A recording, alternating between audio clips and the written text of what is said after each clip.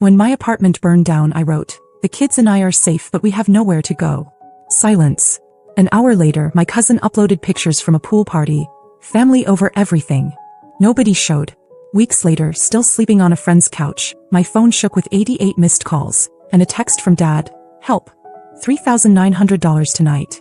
Without hesitation, The smell came before the smoke. That sharp, acrid bite of melting plastic, something electric catching, familiar and terrifying. It was 2:12 a.m. I only remember because I just tucked Ava back in after one of her dreams about the dog we used to have. She asked for water. I didn't even get the chance to bring it. I opened the door and a wall of gray air pushed in. I didn't process it. I didn't stop. I screamed for Eli, grabbed both kids, wrapped Eli in a blanket, and we bolted. No shoes. No bags. No time. People were already screaming upstairs. Someone was pounding on doors. I caught a glimpse of flames through the stairwell window. 3rd floor. We barely made it out. Outside, the parking lot looked like a war zone. People wrapped in towels, holding crying kids barefoot, watching everything they owned turn into smoke. I stood there holding mine, heart thudding, the cold concrete biting into my feet, watching the apartment where I raised my children burn. I posted on Facebook from Kayla's phone, still standing in that parking lot. My own phone had died. While it was inside. Car keys. Clothes. Everything. The kids and I are safe, but we have nowhere to go. I thought someone would answer. Not strangers. Family. I wasn't asking for money. I just needed a place to sleep that night. I refreshed the post 100 times. 10 minutes passed. 20. 45. Nothing. An hour later, Heather, my cousin, the one who cried when I bought Ava's first birthday dress because family should show up for family, posted photos from a pool party. Her kids' margaritas. My parents were there. My brother Brandon. Aunts. Uncles. Everyone. Matching shirts that said family first. Her caption, "Family over everything." It knocked the wind out of me more than the fire ever could. Kayla offered her couch without even asking questions. I think she saw my face. Saw the kids wrapped in thin blankets.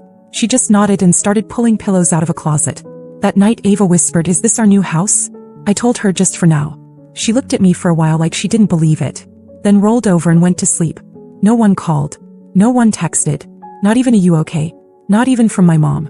They all saw the post. I know because Heather's photo had 23 comments and my post was 2 down on her feed.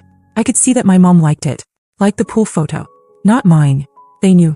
They just didn't care. And it wasn't like I hadn't done enough for them. When Brandon got into ASU and didn't have enough for books or a deposit, guess who wrote the checks? I was already a single mom by then. Brandon was the golden child. Straight as scholarship kid. My parents worshipped him. Said he was their investment.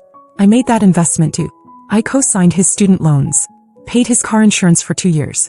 Even paid off a $1,300 credit card bill when he couldn't tell my parents he maxed it on spring break. And now we're homeless and they're doing cannonballs and grilling burgers. 2 weeks on Kayla's couch. 2 weeks of re-wearing the same donated leggings. Of using public laundromats. Of Ava asking about her dolls and Eli wetting the bed and crying because it wasn't his blanket. I swallowed my pride and applied for emergency housing. Food stamps. Whatever I could get. Still nothing from them. And then out of nowhere my phone started vibrating nonstop. 88 missed calls. All from my dad. Then the text came through. Help. $3,900 tonight. No punctuation. No explanation. And just like that I felt nothing. Not anger. Not confusion. Just a cold clarity I'd never felt before. And without hesitation I made a choice that changed everything. I stared at that message for a long time. $3,900 tonight. That was it. No, how are you? No mention of the fire. No asking about Ava or Eli. Just a demand. I didn't reply. An hour later my mom called. I let it ring. Then my brother. Then Heather. Suddenly my phone was blowing up like we were close. Like we hadn't just been living out of garbage bags and charity bins for 2 weeks. A few more texts trickled in. From Mom, "He's in trouble. We need you." From Heather, "Please don't make this about the fire. We didn't know." From Brandon, "I wouldn't ask if it wasn't serious." I laughed. Loud enough that Kayla poked her head into the living room where I was lying with the kids. I showed her the phone. She didn't say anything, just shook her head and went back into her room. And still I didn't reply. They kept calling. Every hour. For 6 hours straight. When I finally picked up, it was my dad's voice, hoarse and low. He owed money. Not for rent or something responsible. Casino debt. He'd started gambling again, apparently. It was a mix-up, according to him. A temporary situation. He just needed to pay someone back before it got messy. I asked him if Mom knew. He paused. I had my answer. That was when I realized something. They didn't come because they thought I'd be fine. Because they assumed I'd figure it out. I was always the one who figured it out. They used me like a second income source, a backup adult, a tool. They didn't ask how we were. They didn't ask where the kids were sleeping. They asked if I still had access to that emergency fund I once mentioned during Christmas dinner. The one I built working 60-hour weeks. For my kids. For our future. I told him no. He got quiet. Then asked if I was really going to let this happen to him. I said I think it already did. And I hung up. After that, everything shifted. Brandon called the next day pretending to check in, but ended up asking if I could at least loan part of the money. Said I was holding a grudge over something that wasn't even personal. I asked him if he remembered whose name was on his first car. Silence. Mom messaged me that night. Long paragraph about how she felt caught in the middle, how family is messy, how I shouldn't let this ruin our bond. No mention of Ava or Eli. Not a word. I sent back one line. I'm not caught in the middle. I'm on the outside watching you all swim. Then I blocked her. A week passed. No new calls. No apologies. Nothing. And then one morning while I was getting the kids dressed for school, I found something in Ava's backpack. A letter she wrote in her crooked 6-year-old handwriting. She'd written about living in a sleepover house, and how she missed her bed and her dollhouse and the drawings on her wall. I cried in the bathroom for 10 minutes. And that was the moment I knew this wasn't going to be temporary. Not the fire. Not the couch. Not the betrayal. It was all a line in the sand. I wasn't going back. Not to their calls. Not to their conditions.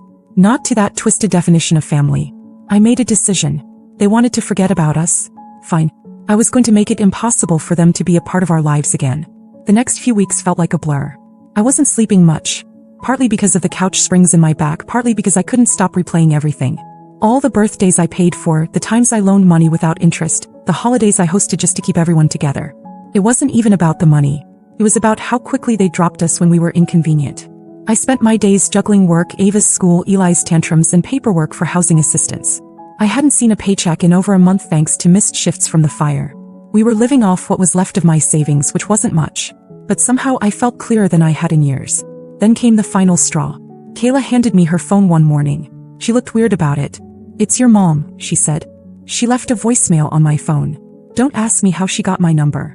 I listened. My mom said she was worried about the children, said she didn't understand why I was withholding them from their family, and ended with something that made my blood run cold. "We might have to talk to someone about custody. This isn't healthy for them." Custody. Like she was talking about furniture. That's when the switch flipped in me. I went cold. The kind of cold that doesn't crack. She wanted to make this about the kids. Fine. Let's talk about the kids. Let's talk about how Ava once sat in the hospital with a 103 fever and no one showed up. Let's talk about Eli's 3rd birthday, when they said they were too busy to drive across town. Let's talk about how not one of them offered a bed after our apartment burned down, but now they were worried about my parenting. I didn't call her back. I called a lawyer. I found a woman named Denise through a nonprofit for single mothers. She met me on a Sunday afternoon in a half-empty office above a thrift store. She didn't waste time. Told me exactly what I needed. Documentation, messages, proof of neglect, and how to get ahead of any false claims. I pulled out everything. Texts, call logs, the missed calls that only came after my dad needed money, the voicemail, the Facebook post, the silence that followed. Denise looked me dead in the eye and said, they wouldn't stand a chance. That night, I wrote a message in the family group chat. I didn't want ambiguity. I didn't want them twisting anything. I wrote, "This is the last time I'll speak to any of you directly. You made your choices. You abandoned me and my children when we needed you most. I'm no longer part of this family and neither are they. Don't contact us again." Then I left the chat. Brandon tried calling. Twice. Then a text. "You're really gonna blow everything up over this?" No. I wasn't blowing things up. They were already ashes. I was just done digging through them. 2 days later, I transferred the last auto payment I'd been sending to my parents every month, the $300 that was supposedly helping with the house, into a savings account for Ava and Eli. I told Ava we were going to build her room again. She smiled so big I thought her face might split in two. Revenge wasn't loud. It wasn't some dramatic confrontation. It was quiet. It was cutting the cord and watching them realize they no longer had a grip on me. It was getting stronger without letting them know just how much they'd failed. And I wasn't done yet. Things were finally starting to settle. We got a call back from housing. Someone backed out of a 2-bedroom unit and we were next in line. It wasn't fancy, but it had a door that locked, windows that opened, and a little corner for Ava to hang her drawings. I cried when I signed the lease. Not because it was perfect, but because it was ours. I thought the worst was behind us. Then one afternoon Ava's school called. The secretary said someone had tried to pick her up early. A man. Said he was her grandfather. My chest went numb. I asked if they let him take her. She said no. Ava told the teacher she didn't recognize him. Told her mommy said we don't talk to them anymore. I left work without even clocking out. When I got to the school, Ava ran into my arms. The principal asked if I wanted to report it. I said yes. I filed a no-contact order the same day. Apparently, they don't take too kindly to custody threats followed by unauthorized school visits. That night, I told Ava she was brave. She asked me if she did something wrong. I told her no, that she did exactly what she was supposed to, and I meant it. But when she fell asleep, I sat in the kitchen with the lights off, trying to stop my hands from shaking. They crossed a line. They weren't done with me, but now I wasn't just playing defense. I remembered something from years ago, buried under a pile of old text threads and bank statements. A payment I made for Brandon. It wasn't just rent or books. It was a retainer for a lawyer. For a DUI he begged me not to tell our parents about. I still had the receipt, so I sent a message to him. Just a photo of the invoice and the payment with one sentence. I wonder what your new employer would think of this. I didn't get a reply, but 2 days later I got a letter. Certified mail. From my parents. A handwritten note. We didn't mean to scare you. We just wanted to help. Maybe we can come visit the kids soon. We've been talking and we think a clean slate would be good for everyone. It would have been laughable if it wasn't so sick. Clean slate? They tried to snatch my daughter from school like she was a backpack they forgot to grab on the way out. I didn't respond, but I did take the letter to Denise. She read it, took a deep breath and said, "They're getting desperate. Don't flinch." I didn't. Instead, I opened a new bank account in Ava's name. I made a savings jar for Eli's future therapy just in case. I cut off every tie that could be traced, canceled the old number, changed jobs, moved again when the lease expired. I told no one where we were going, not even Kayla. And then something happened that I never expected. I ran into Brandon's wife. Target parking lot. Cart full of baby formula and frozen waffles. Her hair was a mess. Ice puffy. She looked like she hadn't slept in a week. She saw me and froze. I nodded. She stepped closer and said, "You were right. That's it." Didn't ask for forgiveness. Didn't try to explain. Just those 3 words. And then she walked back to her car and drove away. I stood there for a long time watching her taillights disappear. I should have felt smug. I didn't. I felt done. Like this whole thing had finally burned itself out. But there was still one thing left I needed to do before I could move on completely. Ava was coloring at the table when I did it. Just sitting there with her crayons and her humming and her little mismatched socks. Eli was asleep on the couch, drooling into his new Spider-Man pillow. Me. I was holding my phone, hovering over the last link I had to any of them. The family group photo. The one they used for every holiday card, birthday slideshow, and smug post about generations of love. I was in it, off to the side holding Ava as a baby, wearing the same sweatshirt I slept in during my 2nd trimester. It was taken right after Brandon's college graduation. The one I paid for. I knew that smile. It was the kind you wear when you're holding a secret grudge, like a gift you're too polite to return. I deleted it. Then I opened my laptop and pulled up the email I'd been avoiding for months. The automatic tuition payment for Brandon's master's program. Another thing I'd stupidly offered to help cover when he said it would change everything for his future. I'd been paying $200 a month for over a year. I canceled it. And when the confirmation screen popped up, I whispered, "That's your inheritance, kids." Ava didn't even look up. She was too busy drawing stars around a stick figure family that only had 3 people in it. That night, I sat them both down and told them we were going to take a little trip. Just us. No phones, no work, no drama. I had a little bit saved, and I figured if I could survive a fire, betrayal, and a near kidnapping, I deserved a weekend with a view. We drove upstate. Found a cabin. Fed ducks. Roasted marshmallows. I watched Ava teach Eli how to skip rocks. They giggled until sunset. And for the first time in months, my chest didn't feel like it was carrying bricks. The moment we got back, though, karma kicked the door in. Heather emailed me. A forward from my dad's lawyer. They were suing me. Not for custody. Not even for money. For defamation. Apparently word got around. Someone Brandon worked with saw an old Reddit post I made. Anonymous, of course. About family betrayal. They connected the dots. He got questioned by HR. Brandon lost a major project. Rumors spread. And instead of confronting me like adults, they decided to throw a Hail Mary. Except they forgot who they were messing with. I sent the whole thing to Denise. She laughed. Not politely. Not uncomfortably. She actually laughed. She said, "Let them try." We filed a counterclaim. Harassment. Attempted parental alienation. Unauthorized contact with a minor. I wasn't just defending myself anymore. I was going on the offensive. 2 weeks later, the case was dropped. Quietly. Privately. Like they never even tried. No apology. No email. No, let's talk this out. Just silence. That's when I knew it was over. I wasn't part of their story anymore. They were just a part of mine. A dark chapter. One with burn marks maybe. But no more pages. I tucked the court paperwork into a drawer and didn't look back. No. Now it was time to start the last part. The part where we really lived. It's been 8 months since the last message. 8 months since I told them not to contact me again, and this time they actually listened. Or maybe they finally understood I wasn't bluffing. Maybe they realized they pushed the wrong person too far one too many times. I blocked every number, every email. Changed hours. Took the kids off every list their names might appear on. School directories. Emergency contact forms. Anything. Denise helped with the rest. I filed all the paperwork. Took every step. Made it airtight. The silence came quickly after that, and it stayed. Funny thing is, I used to think I'd feel empty if I cut them out. Like I'd missed something essential. But it turns out silence feels a lot like peace when it follows years of guilt, manipulation, and being taken for granted. We finally moved again. A place with our names on the lease and no favors owed. 2 bedrooms, a chipped bathtub, windows that leak a little when it rains, but still, it's home.